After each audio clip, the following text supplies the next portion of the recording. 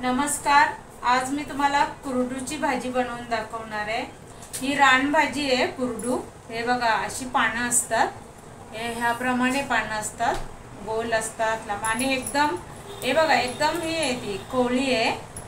ती आता ह्या पावसाळ्याच्या दिवसात असते, ती पाऊस झाल्यानंतरच ती आपण काढून आणू शकतो आणि बनवायची असते। आता ही मी याच्यावर कांदा आणि मिरचीवर बनवणार आहे। ती कापून घेते आता पूर्ण। आता भाजीला सुरुवात करूया बनवायला। हे बघा गॅस चालू केलेला आहे। त्याच्यानंतर आपण तेल घालून घेऊ। छोटे 2 चमचे तेल आहे।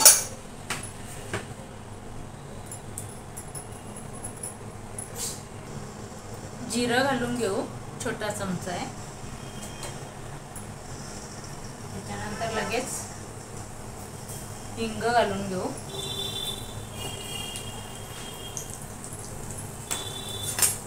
त्याच्यानंतर हे बघा 4 मिरच्या घेतल्या होत्या, पण मी 2च कापल्यात कारण खूप तिखट आहेत त्या। कमी तिखट असले तर 4 घेऊ शकतो। आणि लगेच एक कांदा आहे बारीक चिरून घेतलेला आहे।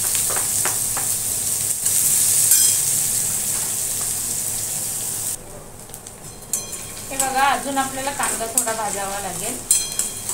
जास्त पण असा गुलाबी नाही करायचं, थोडा नरम होऊन द्यायचं आणि मग भाजी घालायची।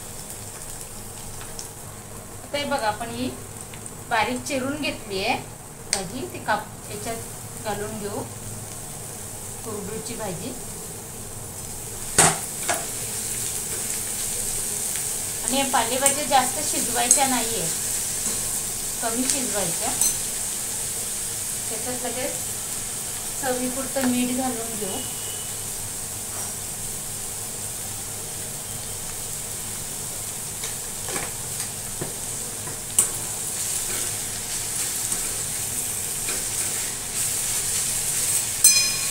याच्यावर झाकण ठेवून अशी 2-3 मिनिटं अशी वाफेवर शिजवून घेऊ।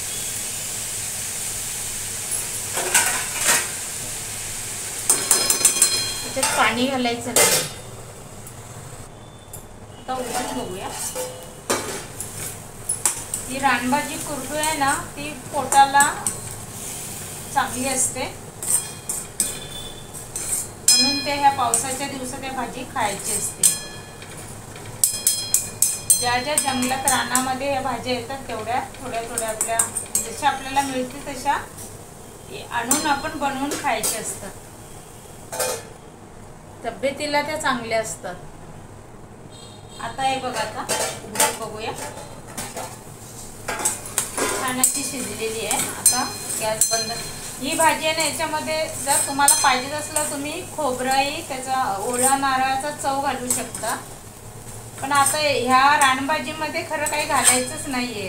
ही रानभाजीची तिचीच चव आपल्याला घ्यायची असते। आता ही तयार आहे, गॅस बंद करते। हे बघा आता ही आपली रानभाजी कुरडूची भाजी खाण्यासाठी तयार आहे।